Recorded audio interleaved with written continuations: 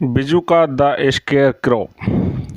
9 साल का राजेश अपने माता पिता के साथ एक गांव में रहता था। उसकी मां, जो उसके सबसे अच्छे दोस्त थी, कुछ सालों पहले एक बीमारी के कारण मर गई थी और तब से वह अकेला महसूस करने लगा था।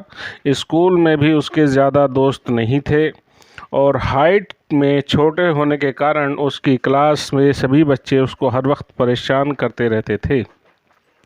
पर उस रात राजेश की ज़िंदगी हमेशा के लिए बदल गई। उस दिन स्कूल राजेश की क्लास के बच्चों के उसका इतना मजाक उड़ाया कि राजेश की उनमें से एक लड़ाई हो गई, जिसकी वजह से सारे बच्चे उसको मारने लगे और उसके पीछे दौड़ने लगे। स्कूल के बच्चे उसे हर जगह ढूंढ रहे थे, जिसके कारण राजेश को उनसे बचने के लिए एक खेत का रास्ता लेना पड़ा। राजेश उस रास्ते पर चला तो गया, पर उसे नहीं पता था कि उस खेत के बीचों बीच वह उसका इंतज़ार कर रहा है। वह एक बिजूका यानी एक स्केयर क्रो, जिसके सर की जगह एक मटका था, जिस पर सफ़ेद रंग से एक चेहरा बना हुआ था और जिसका पूरा शरीर भूसे का था, जिसकी 2 आँखें सूरज की रोशनी में चमकते हुए जैसे ही उसे घूर रही थीं। उसे बिजूका को वहां देखकर राजेश को एहसास हो गया कि वह उस खेत में आ गया है जहां पर कोई कभी जाता, क्योंकि पूरे गांव को यह बात पता थी कि उस खेत में जाने का मतलब उस बिजूका के हाथों अपनी जान खोना था। वहाँ खड़ा हुआ उस बिजूका को देख ही रहा था कि इतने में जो लड़का उसके पीछा कर रहे थे वह वहाँ पहुँच गए और उन्होंने राजेश को चारों तरफ से घेर लिया। डरे हुए राजेश को पता था उसका क्या अंजाम होने वाला है, तो उसने अपनी हार मानकर उन लड़कों को हाथ पिटने से पहले अपनी आंखें बंद कर लीं और राजेश वहीं खड़ा रोने लगा।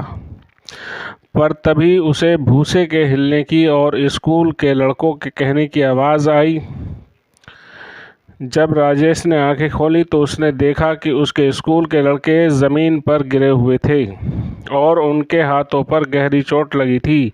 इस हादसे के बाद सब भागकर अपने अपने घर चले गए। राजेश की हालत घबराहट के मारे इतनी बुरी हो गई थी कि वह एकदम सुन्न पड़ गया और सीधा सोने चला गया।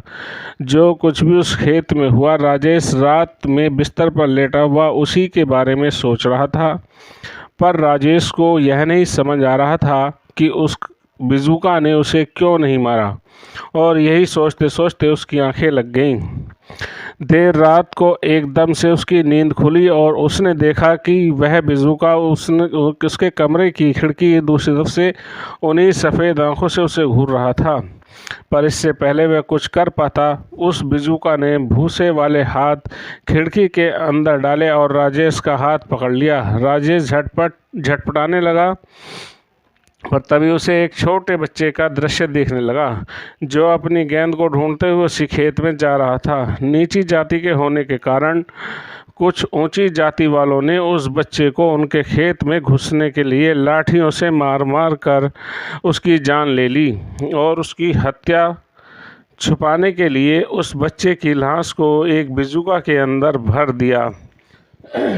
यह सब देखकर राजेश को समझ आ गया कि दरअसल बिजूका भी उसी तरह एक छोटा बच्चा था। वह शायद सिर्फ उसका दोस्त बनना चाहता था।